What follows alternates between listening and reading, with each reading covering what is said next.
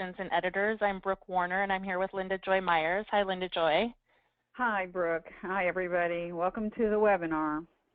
And we have a lot of loyal followers out there, and we always love it when people put into the chat window where they're calling in from, and we certainly recognize a bunch of your names and just want to give a shout out and say hello, and also acknowledge that we hope there are always new people joining, and so we're excited to be able to know where you're coming from, and so they're coming in a little bit there. Orlando and West Canada. I also love to see that it's all over the country and lots of times internationally. So cool. Thanks, everybody. Hi, guys. a few friends out there too. So the purpose of tonight's call, as always, of course, is to give you guys a lot of good content. We're particularly excited about tonight because we're teaching a few things that we've never taught before, so that will be fun. And it's to let you know about our program, which is called Write Your Memoir in 6 months, and we're about to gear up for that again in July. But this class, Write the Memoir that will attract the attention of agents and editors, should be fun because we're coming from the perspective of me having worked in traditional publishing and Linda Joy selling her work across all kinds of publishing spaces. So with that, Linda Joy, I'll let you introduce yourself and give some perspective on tonight's program. Right. Thank you. Well, I'm the president of the National Association of Memoir Writers, and my memoir, Don't Call Me Mother, A Daughter's Journey from Abandonment to Forgiveness, has recently won a few awards, so I'm really happy about that. And we all love to see that someone else can appreciate our work, which is part of the reason for offering this course, to help all of you develop your work fully so that agents and editors and publishers are going to grab you up. My 2 books on how to write memoir are The Power of Memoir and The Journey of Memoir. All right, wonderful. And I'm the publisher of She Writes Press, and She Writes Press is almost 2 years old, and we're billing ourselves a third-way publisher for people somewhere between self-publishing and traditional publishing. But I come out of the traditional publishing world and certainly understand that world well. I was there at Seal Press for 8 years working primarily on memoir. And I'm also the founder of Warner Coaching, which is my coaching practice where I help writers get published, both in the self-publishing world and the traditional world and anything in between. And I have my print book, What's Your Book? And then I also have an ebook called How to Sell Your Memoir. So we both are pretty firmly planted in the memoir world here. We love to teach these classes and love to talk about memoir. We encourage you to put your questions into the question box as we go along, and we may stop if there's something that feels relevant to what we're talking about, and or we might save it for Q&A at the end. And people are asking already, you know, are we recording? Will you be able to access the PowerPoint after this webinar? And yeah, we can definitely make available the PowerPoint, and it will be recorded as well. All right, so let's launch in.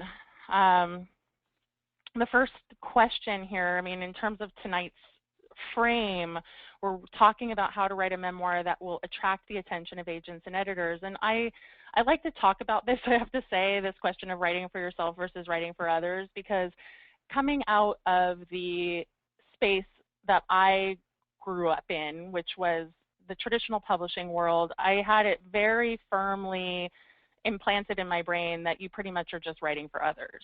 And when we started teaching this class together, I was coming from the perspective of, well, of course, if you want to get your memoir published, you need to write for others. And a lot of the larger question of takeaway, which is something that Linda Joy and I teach a lot about, which is this idea that the reader should be able to take something away from your project. Takeaway is very much grounded in this notion that it's for others, that you need to be able to come up with universalisms, universal truths that ring true to other people, where people can see themselves in your work. And readers want to be mirrored, even if their experience varies from your own. Well, then, lo and behold, Linda Joy and I teach our first Write Your Memoir in 6 months class together. And one of the people that I interviewed, because we were interviewing people and making those calls available to our students, was Julia Shears, who wrote Jesus Land, which happens to be one of my favorite memoirs. And so with the utmost confidence, I said, I don't even know, I guess I thought it was a rhetorical question at the time. Well, so do you write for yourself or do you write for others? Absolutely thinking she would say, you write for others. But she emphatically said to me, you write for yourself. So it was a good moment for me because what I realized, and this happens with Linda Joy and I a lot, it's not either or, it's both and.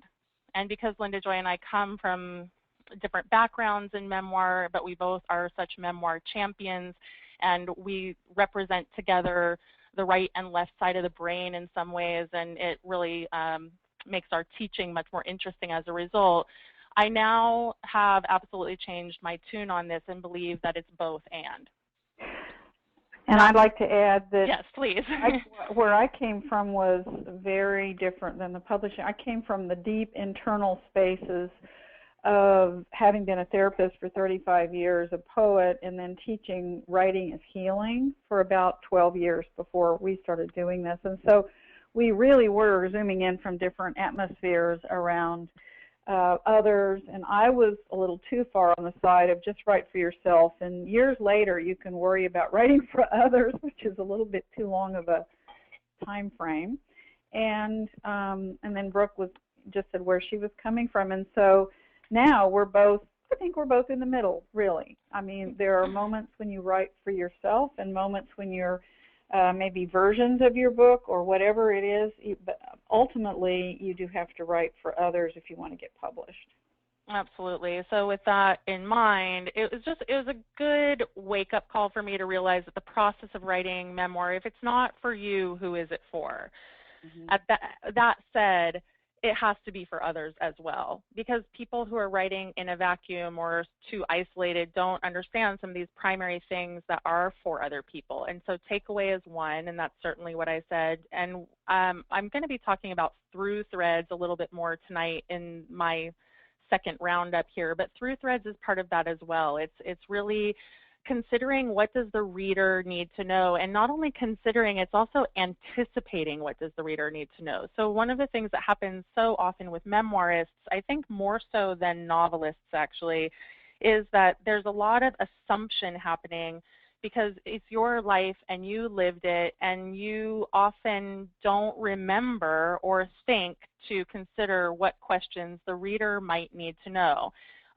Or more to the point, and I think this happens as much, is that because it's your story, you're at points self-conscious about the pacing. We have many students who go too fast. They rush through things, and then when we stop and ask them, why is this happening, or why are you rushing so quickly, a lot of it has to do with feeling like they're boring their reader.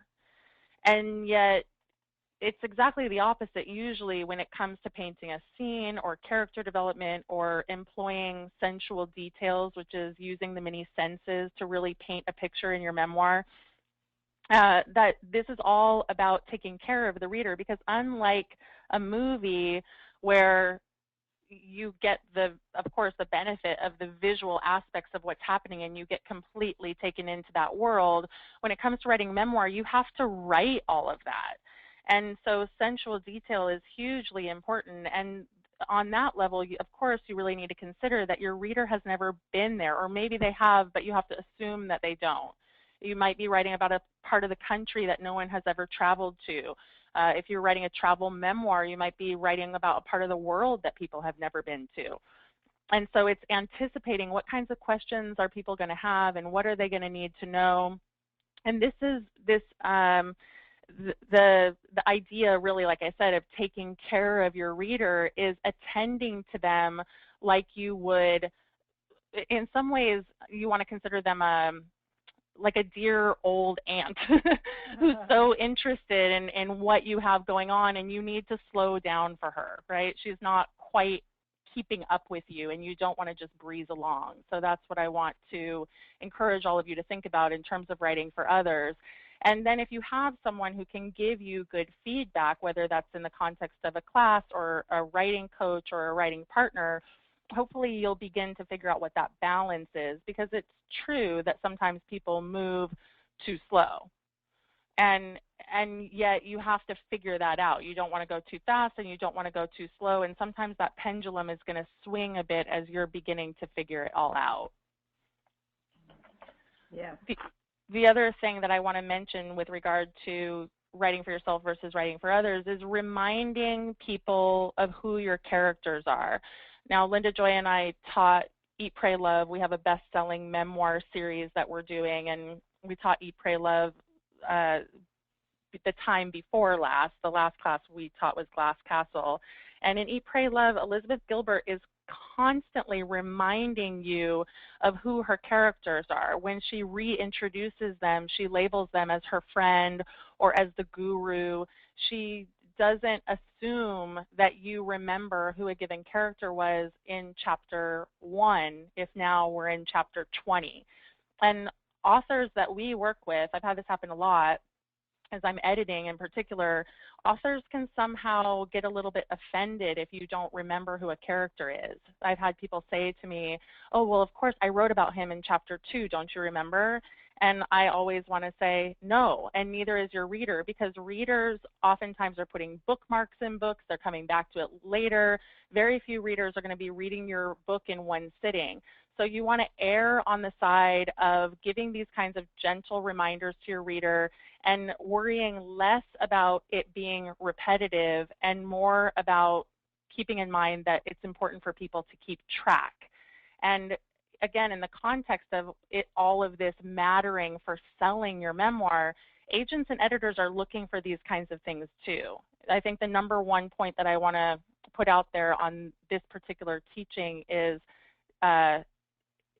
this idea that you are holding a space, right, in your book. You're holding an experience.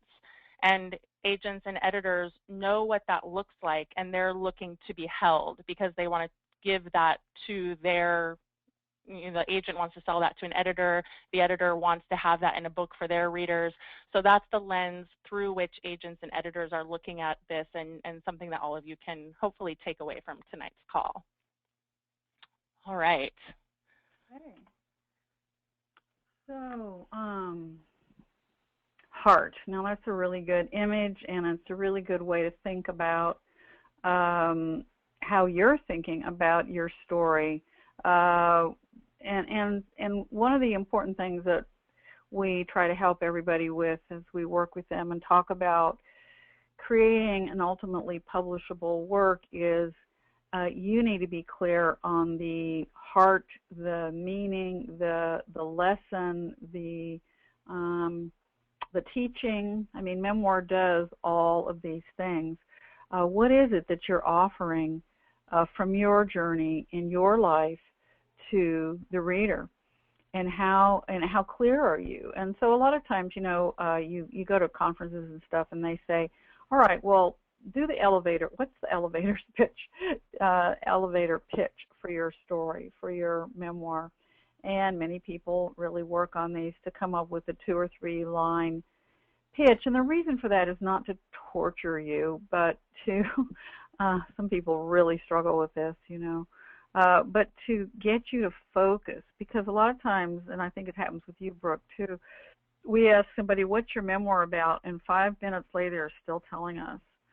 And agents and editors operate on a quick summary and a quick assessment of, do you have something interesting to offer that isn't a repeat of everything else they've already read? Now, you all know that in life, they say there's 7 there's 7 in fiction. They say there's like 7 main stories, and they're just retold over and over again. The adventure story, the love story, the lost and found story, the identity search hero story, and so on. Well, in memoir, your story is unique, and no one else has ever lived it. But how are you delivering that exactly to the people who are wanting to hear about it? So one of the things that people say at the conferences also is, what's the hook? Or, they'll, even in the proposal and in different interactions with agents and editors, they're going to talk about that. And the hook is more of a conceptual, what is it about and what does it deliver, like I've been saying. But there's a real thing to thinking about, what is the hook? and translate it a little bit larger to how do you begin to weave a spell at the beginning of your book that will bring people further into it after that first page. And when you're dealing with agents and editors, it's extremely likely you're giving them or sharing with them in some form or another the first few lines of your book, possibly the outline or the table of contents, and it needs to be gripping and interesting, even if you just catch people at the front end and then come back around in your structure of your story and deliver it, the rest of it that has to be unwound from the spool. You have to deliver it bit by bit. I was just at the Santa Barbara Writing Conference last week, and I was working with Marla Miller, whose workshop I was speaking in, and we were doing critiques of the first 3 pages there. And this, in all but one case, we did about 6, people were not starting in what we call in media res, in the middle of things. They were giving this long tail.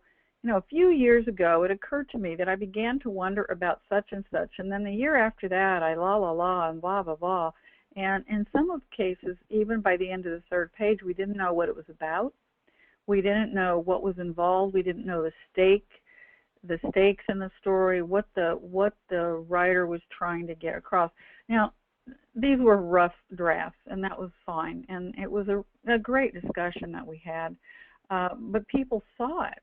They went, oh yeah, they could see it in everyone else's few pages that they weren't focused enough. And so part of how we get focused is to say, it's back like, how do you write a newspaper article, or how do you write an essay, how do you write anything? You're creating this world made up of who's in it, what's it about, why are we there, and when is all this happening? And we call this foundational material in our long course. We talk about building a memoir from the ground up. And so you need to be really clear about the who, what, why, where, when, and even how. How is the story unfolding? How did it happen to you? One of the things I want to do is to give you an example of a few first lines in some memoirs, of a few first lines, and you can see for yourself if they hook you or not. And they're from different memoirs. I'll tell you what each one is when I read it, and you can then see for yourself what the rest of the structure is if you want to do that kind of research. So I'm going to actually read the few lines and then tell you what it is. It's more mysterious that way. So this is a few lines. We meet at airports. We meet in cities where we've never been before. We meet where no one will recognize us. One of us flies, the other brings a car, and we set out for a destination. Against these beautiful backdrops of the Grand Canyon or the petrified forest, my father takes my face in his hands. That's from The Kiss by Katherine Harrison. So the question is, would you keep reading? Yes. And you can decide if you don't want to read a book like that, but you certainly know what it's about from the very, very beginning. This is from Cherry by Mary Carr. Mary Carr, K-A-R-R, has written 3 memoirs, as many of you know, The Liars Club, Cherry, and Lit, and they're all amazing. And I just thought it was very interesting because at the beginning here, Mary Carr uses the second person point of view, and you can, just sort of hear a little bit of her voice. No road offers more mystery than the first one you mount from the town you were born to, the first time you mount it of your own volition, on a trip funded by your own coffee tin of wrinkled up dollars. Bills you saved and scrounged for, worked the all-night switchboard for, missed the Rolling Stones for, sold fragrant pot with mashed flowers going brown inside twist-tie baggies for. It's best if you set on this quest with friends equally young, because then all of you will be carried through several days of sleepless drives and infrequent pee stops, and so on and so on. She talks about other things that this obviously rebellious girl is doing somewhere in the 70s on the road. And the you point of view is not used very often, but she uses it a lot in Cherry. Another example is the very beginning of Glass Castle, which Brooke and I recently taught and will eventually be for sale. So there's two beginnings. I'm going to read them both, actually. The very first one is from the older Jeanette Walls. I was sitting in a taxi wondering if I had overdressed for the evening when I looked out the window and saw Mom rooting through a dumpster. That's all I'm going to read. In reading that one sentence, would you keep reading? So her second beginning, it's about 3 pages, and the beginning of the child voice that takes you all the way through the Glass Castle is, I was on fire. It's my earliest memory. I was 3 years old and we were living in a trailer park in southern Arizona town whose name I never knew. I was standing on a chair in front of the stove wearing a pink dress my grandmother had bought for me. Pink was my favorite color. I'm not going to read any more, but as you can see, in this one, she's 3. We know how old she is. We know where she is, a trailer park in southern Arizona. She's wearing a pink dress. We know some details about what she looks like, and that pink is her favorite color. And right away you find out the skirt is sticking out like a tutu, and it gets caught on fire, and she's burned at the age of 3. So you probably want to know what happened to this little girl. And so from the examples I gave, you're in the who, what, where, when, and why fairly quickly. I'm going to give one more brief example, just a little bit, because sometimes you want to start a book with voice or poetic, and there's many different writers who do this, but I am going to actually share with you the very first couple lines of my memoir, Don't Call Me Mother. The train bisects the blue and the green, parting wheat fields by the tracks. Mommy and I rubbed shoulders, sitting in the last car, watching the landscape move backward, as if erasing my childhood, all those times when she would board the train and leave me aching for her. Now in my dream we rub shoulders, her perfume lingering. The old longing wrenches my stomach. So that's the very beginning, and there's a few more kind of poetic lines to follow before getting into the actual story. So these examples, I think, give you how you can sound as you begin to get that invitation to the reader in jumping into the heart of your story, and how you can deliver in just a few lines this kind of important information. Would you like to add anything to this? Just that those opening lines and those opening paragraphs, or maybe just first few sentences at least, matter so much, and people know that, and yet still I see a lot of people with their memoirs starting out with what feels like a lackluster beginning and not paying attention to the ways in which it's woven into a hook. Like you said, it's interesting because anyone who's taken memoir classes, they know, and yet there's a difference between knowing and executing, and so really working on that. And so I appreciate you sharing all those different examples. And one of the things I particularly like about Mary Karr's, so we're getting a bit of an echo. Hear that? Well, let me see. Well, hopefully we can work through it. 1 second. Let's see if I can troubleshoot a little bit. There we go. It looks like we had a phone caller get on somehow. So what I was going to say is that one of the things that I particularly like about Mary Karr's is how it's not perfect English. It's not perfectly structured grammatically. It's poetic. It's very much, this. I hear people all the time who say, "Oh, well, I can't end a sentence on a preposition." Well, yes, you can. Mm-hmm. So it's just important to note all the different ways that you can enter into that, and it's great. Good. Okay. Let me move on to contextual reminders. So this is something that really Linda Joy and I had just been talking about. What do we call these things? Contextual reminders are coming up.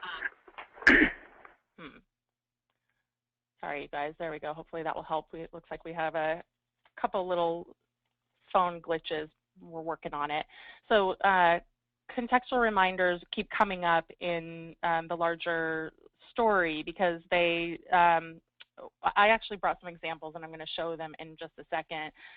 A couple of you asked, what do I mean by this idea that an agent or an editor wants to be held? I realize that that's maybe a bit of a poetic language in and of itself, and what I really mean by that is that we want to forget that we're reading. When you're held in a story, you are suspended. I just think it's the best analogy that I can think of, because everybody knows what it feels like when you read a story that you're so in love with that you are transported to a different place. You're wholly in the scenery of that story. And when you're being held in the scenery of that story, it's even bigger than that, because the reader is not only just paying, the writer is not only just paying attention to the immediate environment, they're paying attention to the environment several ripple layers out, right? They're holding the immediacy of maybe the room where something is happening, and then they're holding the house, and then they're holding the neighborhood, and then they're holding the city and the state and the country. And that takes real skill. And I think that's what I was talking about earlier when I was saying to take care of your reader, to think about what are all of the details that they might need and want to know to create this whole picture, what Linda Joy and I teach in our longer course as the fictive dream. And when you're in a dream, you are in that suspended kind of space, but everything is fluid and being taken care of, right? Unless you're lucid dreaming, you don't really know that you're dreaming. And I think there's a similar possibility in literature, and it's why we love to escape into literature. So the contextual reminders do serve to further this holding environment because it's basically giving the reader signposts along the way. It says, we've been here before, we're on this trail, but 10 years have passed now. And a lot of times memoirists don't remember to give these contextual reminders. They will inadvertently, of course, it's never intentionally, but this is a skill set, bring something up as if it's never been talked about before, or bring something up in a later chapter about something that has been referenced earlier and talk about it with too much detail. It's like if you have a friend and you're in the details of their life, you don't need to know a whole bunch of backstory about someone that's already been introduced earlier. And yet, like I said in the last section that I was teaching, you also have to give enough reminders to go, remember Bob? Yeah, that guy that we talked about before. Okay, so blah, blah, blah. And you do that with your friends. I certainly think of friends that, like my closest friends, know who my high school friends are, for instance. But I still, in a conversation, might say to my best friend, my friend Jen from high school? I probably don't even need to say from high school, but that's a contextual reminder. Yes, we're talking about that Jen. And you have to do that in memoir all the time, acknowledging the reader, naming and renaming, and doing this little tiny reminders, but not in a big way, not in a way that is overwhelming, but in a way that is helpful. So I do have a couple of examples, and I wrote them out for those of you who are visual like I am, and I'm going to set a little bit of context. The first one is in chapter 2, and I'm going to read along with all of you. So this is the first time that Mom's friend Ken shows up in this memoir, okay? Mom's hairdresser friend Ken came over the night before my birthday. They brought me a new pair of roller skates and a big chocolate cake. They also brought me a couple of bottles of champagne to celebrate Mom's best friend Olive getting a big promotion. So they, in this case, was actually Ken and his boyfriend, Ron, who you'll see show up in chapter 6 again. So this is what happened when I got to chapter 6, just reading through this particular memoir. Mom wasn't the only grown-up I knew who spoke in a baby voice. She had a couple of male friends, Ken and his boyfriend Ron, who did it too, especially when they talked to their poodles, Bitsy and Itsy. They were Mom's hairdressers, and they spent a lot of time together outside the salon. Dad said they were cross-dressers and queers, and he didn't want them in his house. So the issue here, of course, as you can imagine if you're reading along, is that you get to chapter 6 and you're like, yeah, you talked about Ken before, but you're talking about it here as if we have never met him before. And I bring this example up to say this might seem like a really obvious example to all of you, but this happens all the time. All the time, all the time, all the time. And it's an example of just something that needed to be streamlined. You don't need to introduce Ken as if we've never met him before, so we will, because we have. And so how do you write in a way that acknowledges that we've met Ken before? And so the next example that I have shows an edit of a sentence that was not doing a great job on contextual reminding, and the edit shows the way in which it gets fixed. And so the context for this next one is that the scene is post-surgery, okay, and the author wrote about what happened to her in surgery in an early chapter. In chapter 2, she writes about this recognition that things might not be okay, and she wrote a whole scene really about touching her bandages after surgery. And this happened, like I said, in chapter 2, and it made a big impact on me as I was reading. So later in chapter 12, this happens. It's a cross-reference basically to something she had written about in quite a bit of detail in an earlier point. So the original sentence says, in retrospect, I realized it first manifested in the small inability to reach up and touch my bandages in post-op recovery. So what's happening here in this sentence is that it's reading as if we didn't read that whole long scene in chapter 2 that made an impact, because it's not taking into consideration, oh yeah, remember that scene I told you about when I talked about my bandages and realized that this was happening? So the edited sentence, as you can see, says, in retrospect, I realized that it first manifested in that early experience I had in the hospital when I tried but couldn't reach up to touch my bandages during post-op recovery. It's a subtle difference, but all of you can see that we're saying, remember that early experience that I had in the hospital when I tried but I couldn't? And the reader's going, oh yeah, yeah, yeah.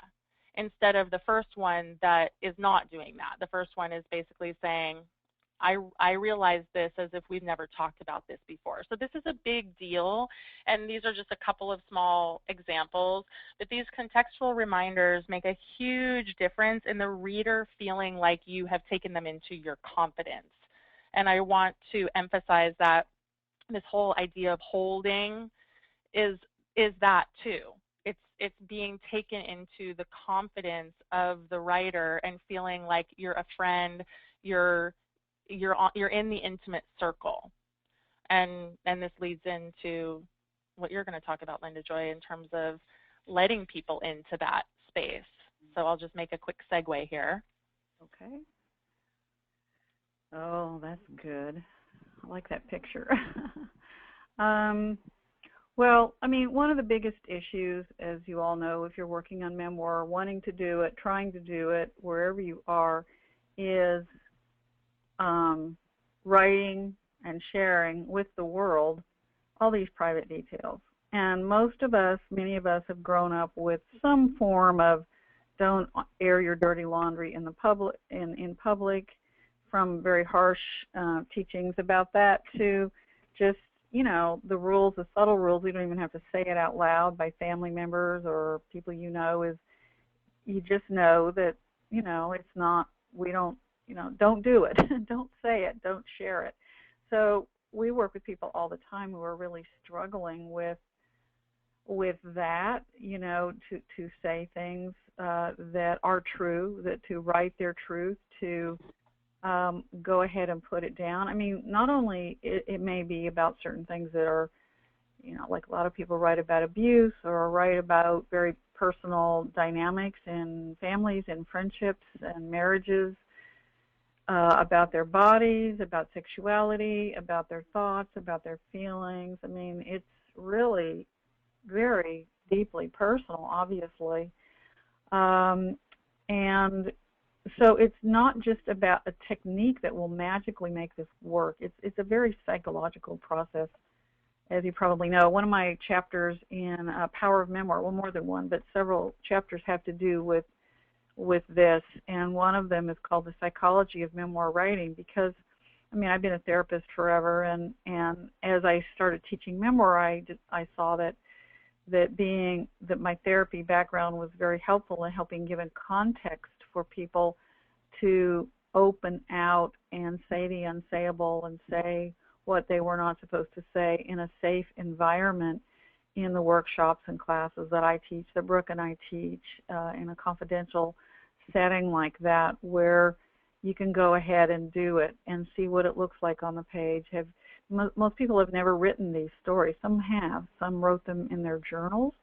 But as you know, if you're going to finally get your book to agents and editors, you're way beyond journaling. You're deep into story creation, shaping, scenes, narration, and so you're juggling both of those balls at once.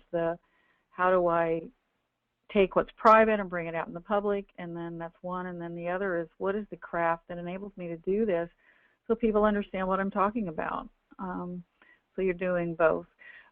One of the things I wanted to say about this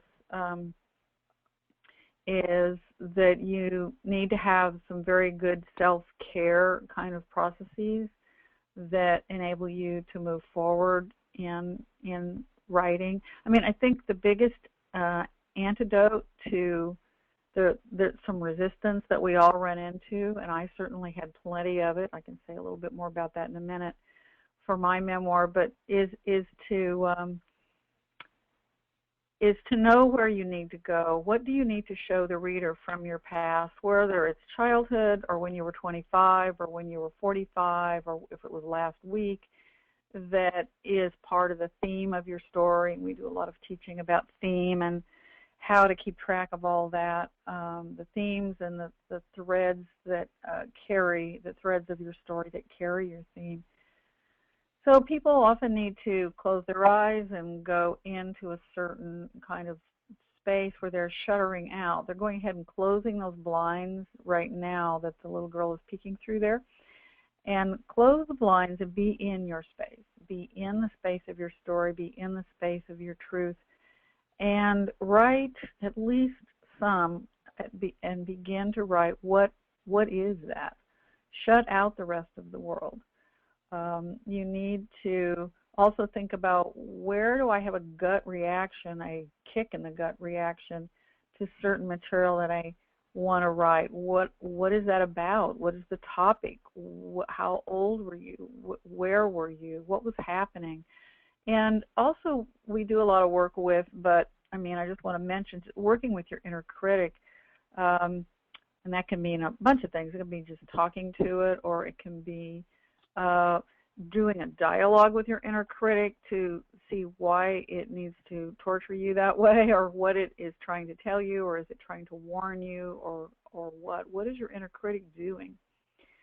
Can I interject something too, Linda Joy? Because one of the things that is coming up for me while you're talking is just the place where the reader, and that person is probably in the beginning, if you're shopping, going to be an agent or an editor, right? Because everything that you're saying has so much truth and so much power, but in the context of what are agents and editors looking for, the thing that I can say is that on this point, that again, it's sometimes a really subtle recognition that agents and editors, or anyone who's really a reader, has, whether or not you're letting them in or not.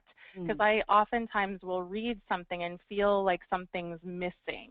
You become such an attuned kind of reader that when lots of questions are coming up, it usually belies the fact that something is missing. And for us, when we probe our students or our clients in some way, you generally find out, oh yeah, well, that was the thing I didn't want to talk about, or oh yeah, that's the place, that's the really hard place. And so without fail, it's that place that Linda Joy is saying, like, where is the trigger, where does it feel hard, that, you know, yes, sometimes you have to give permission for those stories not to be told, but you also need to ask yourself, how and why are you holding back? Because really the truth of saleability comes in this space of, you're going to let the reader so far in that you're probably going to be uncomfortable. I don't know very many best-selling memoirists, or really any memoirists who've sold their memoirs, that haven't felt at least a little bit uncomfortable and sick with some of the boundaries that they were pushing. Yeah, I was going to mention that. I was reading Brene Brown's Daring Greatly, And she talked about, after her talk on vulnerability, some of you may have heard of her, she has this sort of viral talk on vulnerability, which is certainly one thing that memoir writers have and have to deal with. And she said that after her talk, she had it was like a shame hangover. Mm-hmm. I totally know what that feels like, because with every book I've written and every time I get something published out in the world, I would have, well, I don't know if it was shame, but certainly, oh my God, what have I done? Kind of thing, some kind of hangover. And I think that means that we're in that uncomfortable, stirring ourselves in that uncomfortable territory. Dorothy Allison says, if you're not uncomfortable with what you're writing, you haven't done your job. Yeah. That you haven't really attended to what you need to attend to, and that we need to take these risks and go to the edge of the cliff and go ahead and dive off. And certainly I was talking about one stage and Brooke's talking about another, and they're both necessary. First, write it to get it out of you, and then work on what it is you're writing, knowing that it feels dangerous, and shape it using craft so that other people do understand it, so that you have reached across those Venetian blinds and all the way out into the open, and you're not hiding. Because truly, like for example, Brooke and I, we were sharing this once where somebody was writing about sex, and so they closed the door to the bedroom, and that's fine. You don't have to write a full-out sex scene, but my question was, did you make love with that person or not? I have no idea. I mean, because they were just hiding it. Mm-hmm. Well, I didn't really want to, say, and we went, well, you can't get away with that. If you're going to take to the bedroom, we need to know how that moment of lovemaking affected your relationship with that person. And we typically, sorry to interrupt you. I mean, first of all, yes, it happens all the time. And I was going to say that we typically will have breakthrough moments almost with every student. I feel like there's a breakthrough moment that comes in from some form or another from a scene where we're asking a hard question, where there's a challenge being posed. Why is this the way that it is, and what's underneath it? And usually the confession comes in the form of, oh, that's the thing I really hoped I wouldn't have to write about. Yeah. And if any of you have had that moment, you know exactly what it is. And for better or worse, that's where the juice is. And those are the things that need to be written about, because most people come to writing memoir because there's something that is burning that needs to be told. And sometimes, for many reasons, logical and not logical, the burning thing that needs to be told sometimes wants to get stifled. But like I said, good readers can suss it out. So we know. So that's just important to keep in mind. All right, so I think we should switch gears here just so that we have time for Q&A, unless there's one last pressing thing on this one. Thank you. Mm-hmm. All right, perfect. So, and we'll take some of your questions that are starting to come in. Please, if there's anything that we touched upon tonight that you would like to hear about in more detail, ask your questions, because we're going to have a Q&A in just a second. And like we said, we are wanting to tell you guys about our class, and so we're just going to take a couple minutes here briefly to share about Write Your Memoir in 6 months, and to make an offer, because our class starts January 2nd. Orientation starts on January 2nd. We actually have had a lot, excuse me, You July. Don't mean January. July. I don't know where my mind is. It's certainly not cold enough outside to be January. July 2nd is when it starts, and we've had a lot of interest in this class. And so we closed one class and we're opening another, and that's why we have some more spots left. So I believe there are 7 more spots. We cap the classes at 14. They are every other week, so we'll be running 2 groups of people through this course on Wednesdays, and you can find the details online at the program details page of Write Your Memoir in 6 months. We have a exclusive offer to anyone on the call tonight to get $100 off. I said when you register tonight, it actually is going through tomorrow night, because we want to extend the offer to anyone who's listening to the recording as well.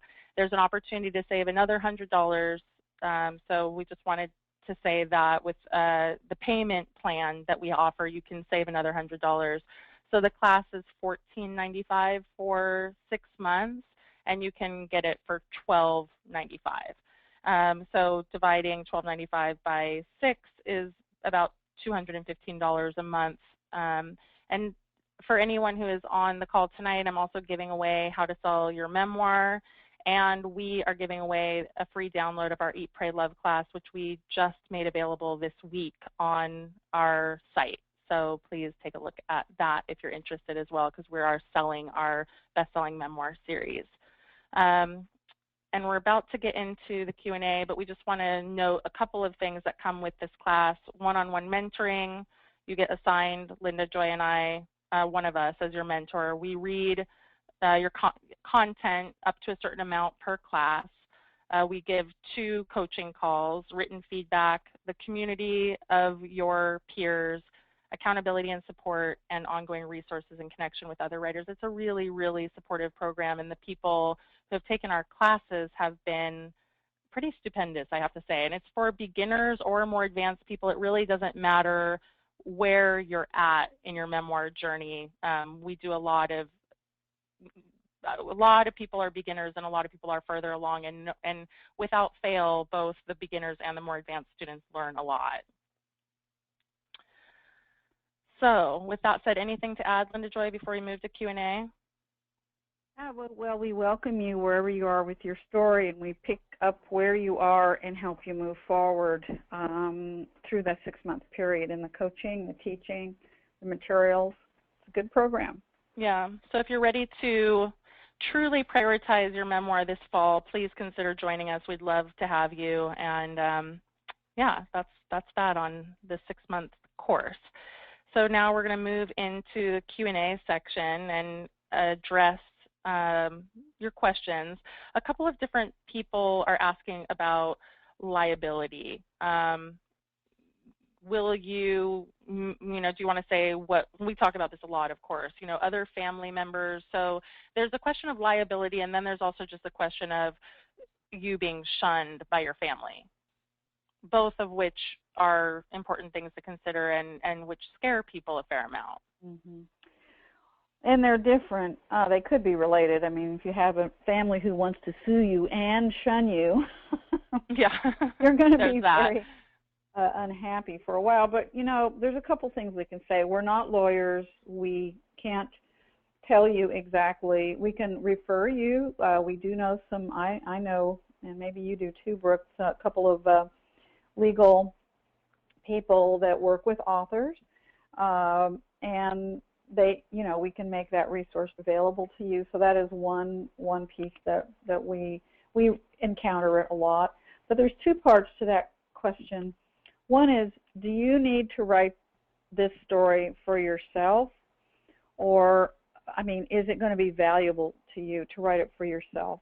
And as you write it, often what happens is people realize, oh, okay, now that I've said that, now that I've put this down on the page, like I was talking about earlier, these transgressive kind of cautions that come up, what now do I need to publish about it? And I went through that with my own memoir. There were certain things I absolutely had to write.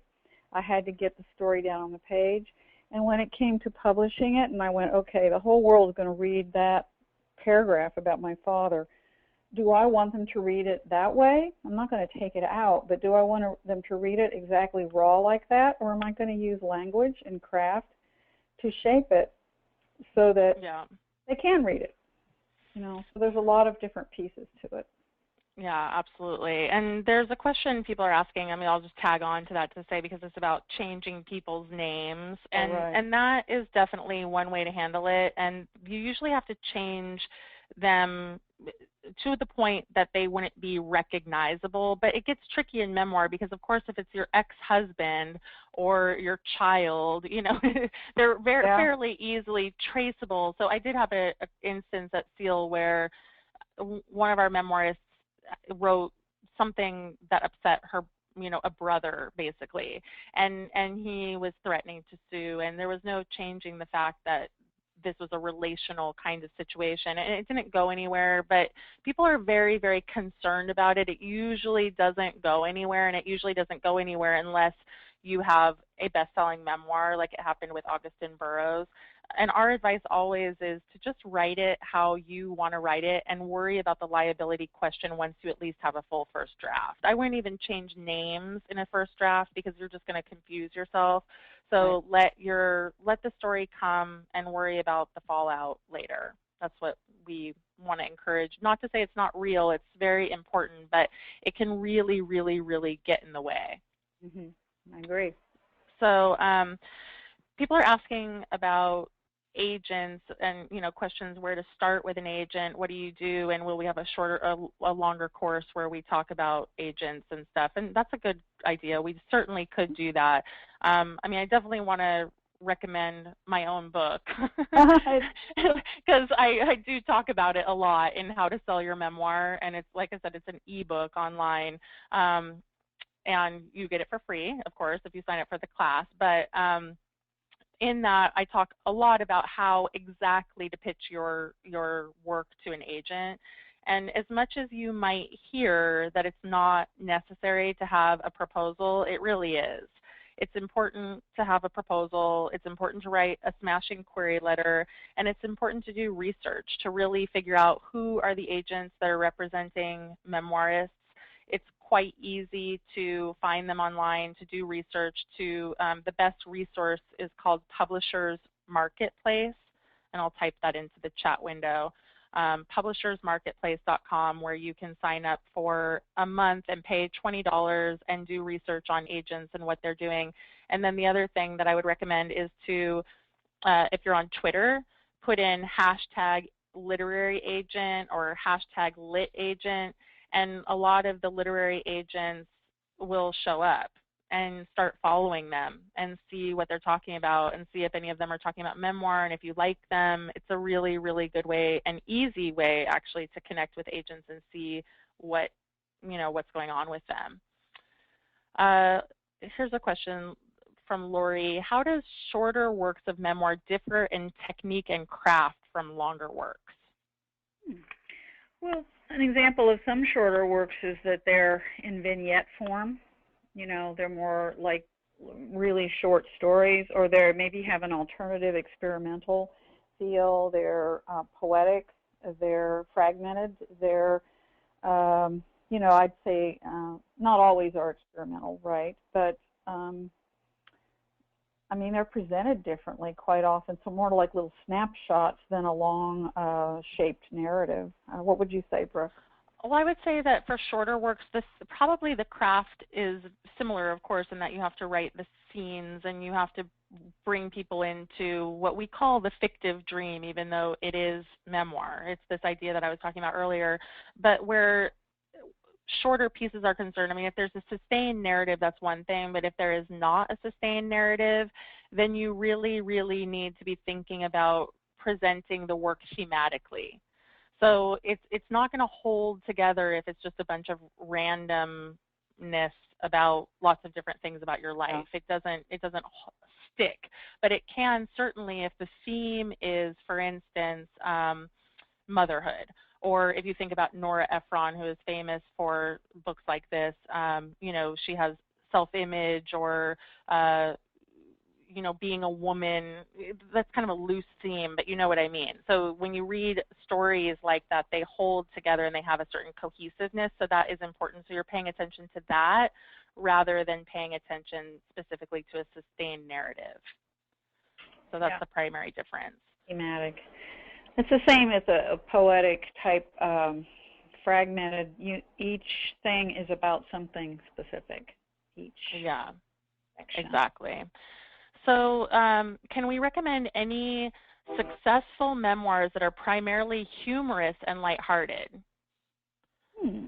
That's a great question from Mary. And I'm trying to think. I worked on a lot at Seal that were kind of funnier. A lot of times they are more potent, and they'll have something that is kind of funny, but then turns out to be serious underneath. So that's the way comedy is anyway. Yeah, exactly. A few books I can recommend, and of course what's coming up for me is books that I worked on at Seal. But that said, Half-Assed is a really, really funny and good memoir about weight loss of all things, and the author on that one is Jeanette Folda. I mean, Seal's List actually has a lot of funny memoirs, and there are a lot of funny memoirs out there. I'm thinking of I'm blanking on this girl's name. Maybe someone can look it up for me, but there's a memoir called We Thought You'd Be Prettier. Ooh. I'm just blanking on her name. She's not a Seal author, but she's very funny, and she's written many funny memoirs just about her crazy upbringing. There's lots of funny memoirs. There's Dawn Deas is an author I worked with at Seal, who wrote a humorous parenting memoir called The Shit No One Tells You. It's kind of part memoir, part prescriptive. So yeah, and I have a good list. And then there's also a book by Regina Brooks, who's a friend of mine and an agent, who wrote You Should Really Write a Book, and it's about memoir. And she has lists of memoir by category. So you could check out her book. Again, her name is Regina Brooks, and she has, humor books listed in there. So that's a good resource. It's hard because a lot of books are really, most memoirs are very serious, and so travel memoirs lots of times are more lighthearted. So it's David great. Sedaris is humorous. You know. Yeah, David Sedaris is a great example, but his books are usually, and they are memoir, but they are also, like the other person was asking about, books of essays. Okay. Anne, who has already signed up for our class, is asking, will Brooke's book and Eat, Pray, Love be made available to those of us who have already signed up? And yes, absolutely, Anne. And we'll make sure that you get that. So thank you for asking. And let's see, maybe we can take one more. Thank you all for such great questions. There's so many. We're not going to get to all of them. So let's take this one as the last one. And feel free to follow up with us. Please email us if your question didn't get answered, or if you really wish we had addressed something specific, and of course if you have questions about the course. But let's end on this one. What should an introduction achieve for the reader? What question should it answer? It's a great question, Robin. Well, it's like it's starting to weave the spell, isn't it? Weaving enough of the spell, presenting a question, presenting the theme in the introduction.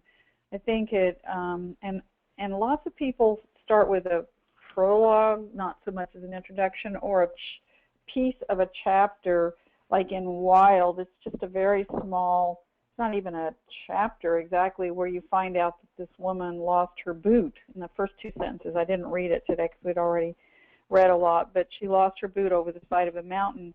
Okay, well, are we going to keep reading to find out how did she get on the mountain? Why is she there? What happened that she lost her boot? And it's about 200 pages later that you find that out. Yeah. So there's different ways to start a book. Formal introductions aren't used all that much, are they?